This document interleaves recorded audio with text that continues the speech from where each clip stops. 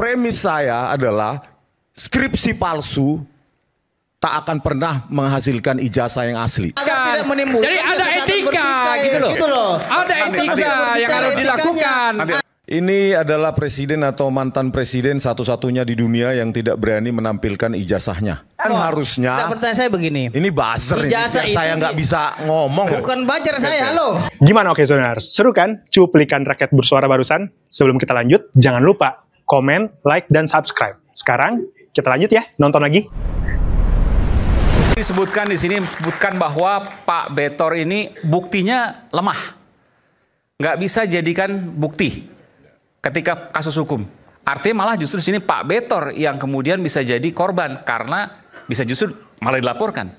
Oke, Pak Betor ada pembelaan soal itu. Pakai itu Pak, ini Pak. Enggak, kalau memang ada yang mau lapor. Pak Betor merasa bahwa itu buktinya kuat. Kalau enggak terbit itu, enggak keluar namanya ijazah itu. Maksudnya? Lah, itu saya kira itu bagus ya.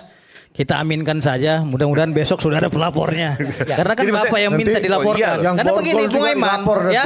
Bayangkan begini. Kenapa kemarin bawa borgol juga perlu dilaporkan itu. Kenapa harus dilaporkan beliau ya? Karena untuk membuktikan kebenarannya, apakah itu hoaks atau tidak, harus dilaporkan Pak. Nanti kan Bapak tinggal membuktikan gitu loh. Apakah tuduhan-tuduhan selama ini kepada Wibowo dan kawan-kawan itu benar? Itulah namanya 90% tadi sudah dijawab benar sama Pak Widodo. Dia tidak ada bilang jawaban benar Bang Beto. Dia tidak mau menanggapi Bapak. Dia hanya menjawab berdasarkan yang kita dengarkan Bang Rismon. Gini. Gitu loh. Sebelum Bang Rismon. Kasih Bang Rismon dulu. Jadi seperti itu Pak. Jadi hari ini jangan menyimpulkan. Mas Fitra, ya. Kita menghormati hari ini tuh ulang tahun ke-79 Polri, ya kan, Bayangkara. Ya. Jadi artinya bagus kalau Bang Fitra tadi setuju untuk lapor. Saya setuju dengan melapor ke polisi, bukan hanya Bang Petor. Semua yang disebut tuh dilaporin. Pak Widodo dilaporkan, ya kan? Denis dipanggil. Jadi begini. Iya, harus semua. Ini ngawur, bukan. Terus karena bukan. Prof Aiman dilaporkan. Bang Beto itu menyebut nama langsung. Persoalannya kan begitu. Iya, beliau sudah menyebutkan Widodo. Iya. Nah, Widodo sudah membantah itu. Bantah di kepolisian, di BAP. Prasetyo Edi sudah membantah itu. Karena saya dapat informasi. Oke, saya dulu ngomong. Akan ada laporan polisi terhadap Betor. Stop dulu, yuk. Ya ini Pradi bersatu ini kan gitu. Nanti itu nih. Saya dengar tadi Bung Rismon bilang bahwa apa yang disampaikan oleh Pak Betor ini kuat. Saya ingin mendengarkan. Ya, sangat kuat ya. Sangat kuat bahkan. Ya, saya berikan sejumlah indikator. Pertama, ini adalah presiden atau mantan presiden satu-satunya di dunia yang tidak berani menampilkan ijazahnya. Nggak ada satupun di dunia. Yang kedua, indikator kedua adalah Dirtipidum hanya berani menampilkan versi digital, bukan versi analog. Versi digital itu pun dari ijazah fotokopi. Coba bayangkan, seorang Dirtipidum kepolisian tidak berani menunjukkan, memegang ijazah Jokowi yang katanya asli, otentik, atau identik.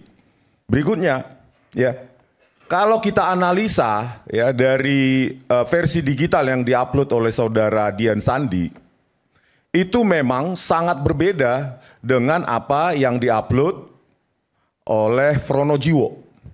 Yang berbeda itu adalah blankonya itu sangat berbeda. Kita sudah melakukan analisa ya posisi dari sejumlah huruf relatif terhadap logo dari UGM sebagai watermarks.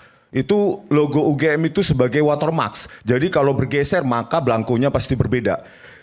Ya, perbedaan yang kedua adalah bahwa di ijazah Fronojiwo itu ada tulisan banyak itu sebagai watermarks, yaitu UGM berulang. Berulang dia, UGM. Dan itu sangat kentara. Ya, tidak semi transparan atau bahkan hampir hilang dari apa yang di ijazah Joko Widodo yang diupload oleh Dian Sandi Utama. Itu indikasi yang kuat. Ya. Baru indikasi-indikasi lain. Jurusan teknologi, kayu, itu kan orang sangat konyol ya. Orang yang pernah kuliah sampai jurusannya saja tidak tahu, tidak hafal atau tidak pernah mengetahui bahwa jurusan teknologi kayu itu gak pernah ada. Tapi apa kaitannya dengan pernyataan Pak Betor yang Anda katakan bahwa Pak Betor ini kuat? Apa kaitan dengan bukti-bukti yang Anda sebutkan tadi? Begini Pak, kalau kami itu sebagai peneliti itu kan menunjukkan ya secara ilmiah bahwa ya apa yang diupload oleh saudara Sandi Utama itu palsu. Yang kedua, lembar pengesahan skripsi yang sangat modern tersebut itu tidak pernah ada di dunia tahun 1985. Premis saya adalah skripsi palsu tak akan pernah menghasilkan ijazah yang asli. Jawaban kami jelas, palsu. Nah pertanyaannya kemudian, di mana dipalsukan itu ijazah dan siapa yang memalsukan? Itu yang dikatakan Pak Betor, petunjuk. Kami selesai tugas kami, itu palsu. Dalam fake document analysis jelas itu hasilnya palsu. Gitu. Anak-anak semester, bentar Bang. Risman, itu beliau ini katanya-katanya. Bentar. Informasi bukan dia yang ketahui. Tapi Anda tadi ngomong 10 menit saya dengar. Iya, saya paham. Jadi, artinya, dari sudut pandang hukum juga berbeda dengan penelitian. Anda kan bukan latar belakang hukum. Ya, makanya saya bilang tugas peneliti adalah menentukan palsu, fake, otentik. Oke, kami dapatkan fake. Bukan, Anda pertanyaan selanjutnya, di mana dan siapa yang memasukkan itu? Nah, disitulah kepolisian harusnya. Pertanyaan saya begini. Ini buzzer ini, saya nggak bisa ngomong. Bukan buzzer saya, halo. Ya, nanti besok dibilang pula termul kita gitu loh. Kita nggak ada relawan di sini. Ini udah banyak jadi korban netizen. Pengacara mawar. Beliau pengacara mawar. Ya kita harus berbicara juga sesuai dengan konteks hukum di sini. Artinya yang disampaikan oleh Pak Betor itu nanti adalah testimoni di auditum. Temuan-temuan saya dulu biar masyarakat tahu ilmiah kalau hukum udah banyak adalah temuan gitu digital Pak. Jadi kalau memang mau meneliti itu yang saudara teliti adalah digital, bukan aslinya. Persoalannya di situ. Oke, karena ada orang hukum, praktisi hukum, saya perkenalkan nama Anda dulu Pak. Langsung silakan. Halo. Itu kan jadi putus informasi saya malah nggak dapat. Nanti saya beres Mas. Ya, assalamualaikum warahmatullahi wabarakatuh. Ya. Menarik apa yang disampaikan Pak Betor ini, itu kuat atau tidak secara hukum? Secara hukum harus masih dicari penguatan itu. Namun kalau tadi ada bahasa yang akan disampaikan, bisa dilaporkan konteksnya, pelapor itu harus memiliki legal standing. Kalau sekedar melaporkan yang tidak memiliki legal standing dalam versi misalnya delik aduan absolut, ya nggak bisa. Oke, Anda praktisi hukum? Iya, saya lawyernya Roy Suryo, Bang Roy juga, Bang Rismon juga. Bukan, jadi gini, jangan dipotong dulu. Enggak begini. Jangan dipotong ya.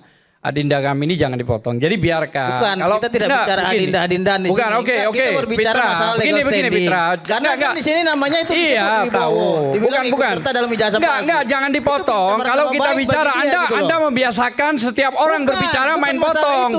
Dengarkan, ada host. Hostnya ini menjelaskan. Jadi ada etika gitu loh. Ada etika yang harus dilakukan. Ada etika, Anda lawyer, kita lawyer. Pakai etika, jangan pakai bukan potong. Kita konteksnya gitu Wibowo. Iya, Wibowo bilang tidak benar. Ya dengarkan apa pertanyaan. Anda bukan host. Yang host adalah Aiman. Atau tidak host. Mana sih? Anda ini. Oke. Jadi itu dia. Delik aduan absolut adalah korban langsung yang bisa melaporkan.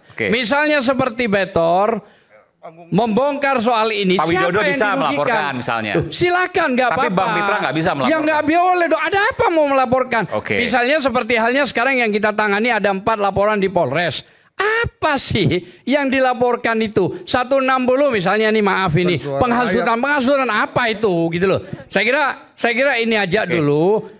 Apa yang saya sampaikan dalam konteks hukum kita bicara gitu ya. Baik, terima kasih. Terima kasih. Terima kasih Pak Sam. Saya lanjutkan. Ya, lanjutkan dulu.